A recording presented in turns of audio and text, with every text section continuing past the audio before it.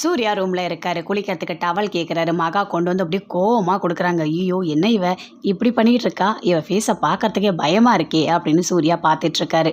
அங்கேருந்து காஃபி கொண்டு வராங்க. அப்படி மூஞ்சி கிட்ட அப்படி நீட்டுறாங்க. என்ன காஃபி கொண்டு வந்தால் காஃபின்னு சொல்லி கையில் கொடுக்க மாட்டியா, அது என்ன இப்படி நீட்டுற அப்படின்னு சொல்லிட்டு சூர்யா கேட்குறாரு. ஏன் உங்களுக்கு கப்பை பார்த்தா காஃபின்னு தெரியாதா, நான் காஃபின்னு சொல்லி தான் உங்களுக்கு கொடுக்கணுமா அப்படின்னு மகா கோவமாக பேசுகிறாங்க. என்னாச்சு உனக்கு, நீ ஏன் இப்படிலாம் பேசிகிட்டு இருக்க அப்படின்னு சொல்லிட்டு சூர்யா கேட்குறாரு. இங்கே பாருங்கள், உங்களுக்கு இப்போ காஃபி வேணுமா வேணாமா அப்படின்னு சொல்லிட்டு கேட்குறாங்க. உங்களுக்கு வேணான்னா பரவாயில்ல, நான் எடுத்துகிட்டு போகிறேன் அப்படின்னு மகா எடுத்துகிட்டு போகிறாங்க. நில்லு. ஐயோ, இப்போ காஃபி வேணும்னு கேட்டாகணுமே, எனக்கு காஃபி வேணுமே, சரி காஃபி கொடு அப்படின்னு சொல்லிட்டு சூர்யா கேட்குறாரு. அப்படியே கீழே வச்சுட்டு போகிறாங்க. என்ன ஆச்சு இவளுக்கு, இவ ஏன் இப்படி நடந்துக்கிறான்னு தெரியலையே அப்படின்னு சொல்லிட்டு சூர்யா வராரு. கிச்சனில் சமைச்சிட்ருக்காங்க. மகா அங்கே வந்து நிற்கிறாரு. இன்றைக்கி என்ன டிஃபன் அப்படின்னு கேட்குறாரு. அதுவா, தோசையும் வெங்காய சட்னியும் அப்படின்னு சொல்லிட்டு இருக்காங்க. என்னது தோசையும் வெங்காய சட்னியுமா, இங்கே பாருங்கள், உங்களுக்கு பிடிச்சா வீட்டு சாப்பாடு சாப்பிடுங்க, பிடிக்கலனா நீங்கள் ஹோட்டலில் ஆர்டர் பண்ணி சாப்பிடுங்க, உங்களுக்கு தான் ஹோட்டல் சாப்பாடு ரொம்ப பிடிக்கும்ல அப்படின்னு மகா சொல்கிறாங்க. அதுக்குள்ளே அங்கே வந்து ராஜலக்ஷ்மி வராங்க. வந்து கேட்குறாங்க, என்ன சூர்யா உனக்கு என்ன வேணும் அப்படின்னு சொல்லிட்டு. ஒன்றும் இல்லை, என்ன டிஃபன் கேட்டேன்.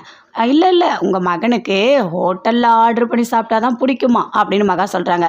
அம்மா இல்லைம்மா, அதெல்லாம் ஒன்றும் இல்லை அப்படின்னு சொல்லிட்டு சூர்யா சொல்கிறாரு. இங்கே பாரு சூர்யா, வெளியெல்லாம் அவுட் சைடில் ஃபுட்டு வாங்கி சாப்பிடக்கூடாதுன்னு சொல்லியிருக்கல அப்படின்னு ராஜலக்ஷ்மி சொல்கிறாங்க. இல்லைம்மா அதெல்லாம் ஒன்றும் இல்லை அப்படின்னு சொல்லிட்டு சூர்யா சொல்கிறாரு. இங்கே பாரு மகா, நீ தோசை சுட்டு கொடு அப்படின்னு சொல்லிட்டு ராஜலக்ஷ்மி சொல்கிறாங்க. சரிம்மா அப்படின்னு சூர்யா பேசிகிட்டு இருக்காரு. அதுக்குள்ளே அங்கேருந்து சூப்பராக அனாமிகா வராங்க. விஜயை கூட்டிகிட்டு வராங்க. ட்ரெஸ் எல்லாம் மாற்றி கூட்டிகிட்டு வராங்க. பார்க்க நல்லா இருக்குது, எல்லாருமே பார்க்குறாங்க, தாத்தா பாட்டி எல்லாருமே. என்ன விஜய், ட்ரெஸ்ஸெல்லாம் சூப்பராக இருக்கே அப்படின்னு சொல்கிறாங்க.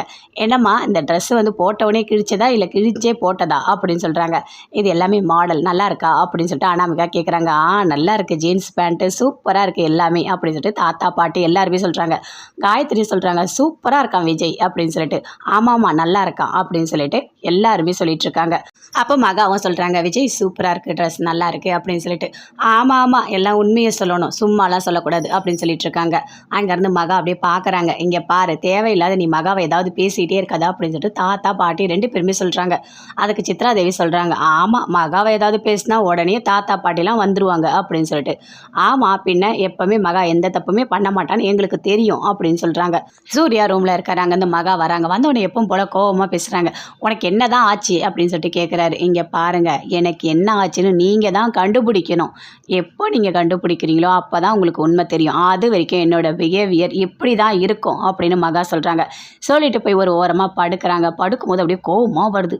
ஒரு ஃப்ளார் பாட்டு எடுக்கிறாரு. எடுத்து அப்படியே அடிக்கலாமான்னு சொல்லிட்டு மகா தலையிலேயே வராரு. அப்படியே பார்க்குறாங்க மகா. இங்கே பாருங்கள், என்னை அடித்து நீங்கள் கொலகாரனா ஆகாதீங்க, ஜெயிலுக்கு தான் போகணும் அப்படின்னு மகா சொல்கிறாங்க. ஐயோ, இவளுக்கு எல்லாமே புரியுதே, கோவமாக வருது அப்படின்னு சொல்லிட்டு இன்னொரு பக்கம் சூர்யா நல்லா தூங்கிட்டு இருக்காரு.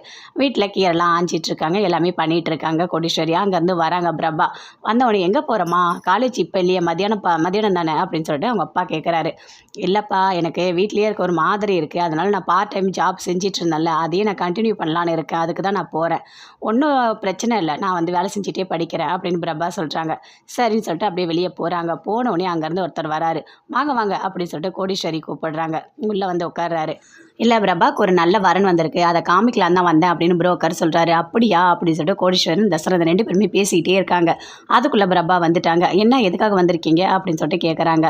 இல்லைம்மா உனக்கு ஒரு நல்ல வரன் வந்திருக்கு, அதை வந்து சொல்லலான்னு தான் நான் வந்தேன் அப்படின்னு புரோக்கர் சொல்கிறாரு. ஐயோ என்னங்க, இவருக்கு நேரம் சரியில்லை போல இருக்கே, நல்லா வாங்கிட்டு போவாரோ அப்படின்னு சொல்லிட்டு கோடீஸ்வரி தசரதன் கிட்ட சொல்லிட்டு இருக்காங்க. அப்படியே பார்க்குறாங்க பிரபா. இன்னொரு வாட்டி இங்கே வந்து மாப்பிள்ளை பார்க்குறேன்னு ஏதாவது வந்தீங்க, உங்களை என்ன பண்ணுவேன்னு எனக்கு தெரியாதுன்னு சொல்லிட்டு அப்படியே அடித்து ஓட விடுறாங்க. அப்படியே ஓடுறாரு அவரு. ஏமா இப்படிலாம் நடந்துக்கிற, ஒரு பெரியவர் தானே, அவர் வயசுக்கு நீ மரியாதை கொடுக்கணும்ல, இப்படிலாம் நடந்துக்கலாமா அப்படின்னு கோடீஸ்வரி கேட்குறாங்க.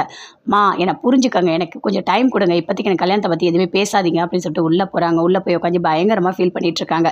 என் மனசு முழுக்க விஜய் தான் இருக்கார், நான் காலம் ஃபுல்லாக அவரை நினச்சிட்டே நான் வாழ்ந்துருவேன், யாரையுமே நான் கல்யாணம் பண்ணிட்டு போக மாட்டேன், உங்கள் மனசு கஷ்டப்படக்கூடாதுன்னு தான் நான் அமைதியாக இருக்கேன் அப்படின்னு பிரபா பயங்கரமாக ஃபீல் பண்ணிகிட்டு இருக்காங்க. மகா சாமிக்கு தேவையான எல்லாமே சூப்பராக அழகாக பண்ணுறாங்க. பூஜைக்கு பொரியெல்லாம் கொட்டி வைக்கிறாங்க, பழம் எல்லாமே பண்ணிகிட்ருக்காங்க. விளக்கு எல்லாமே ஏற்றுறதுக்கு ரெடியாக வச்சுருக்காங்க. அங்கேருந்து வராங்க சித்ராதேவி. அப்படியே பார்க்குறாங்க. ஓ! பூஜைக்கு தேவையான எல்லாமே நல்லா பண்ணிகிட்ருக்கியா? நான் விட்டுருவேனா? என்ன பண்ண போகிறேன் பார் அப்படின்னு சொல்லிட்டு அப்படியே கிட்ட வராங்க. அப்படியே நிற்கிற மாதிரி அந்த விளக்க அப்படியே கீழே தள்ளி விடுறாங்க. எண்ணெய்லாம் கொட்டிடுச்சு. அப்படியே மகா திரும்பி பார்க்குறாங்க. ஐயோ! ஒரு பூஜை நடக்கும்போது இந்த மாதிரி விளக்குல இருக்க எண்ணெய்லாம் கொட்டிடுச்சு. ஒரே அபசகுனமாக தான் நடக்குது. எல்லாமே இப்படி தான் நடந்துகிட்டு இருக்கு அப்படின்னு சித்ராதேவி சொல்கிறாங்க. அதுக்குள்ளே எல்லாருமே வராங்க.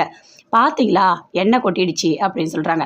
நீ அமைதியா இரு அப்படின்னு சொல்லிட்டு தாத்தா, பாட்டி 2 பேருமே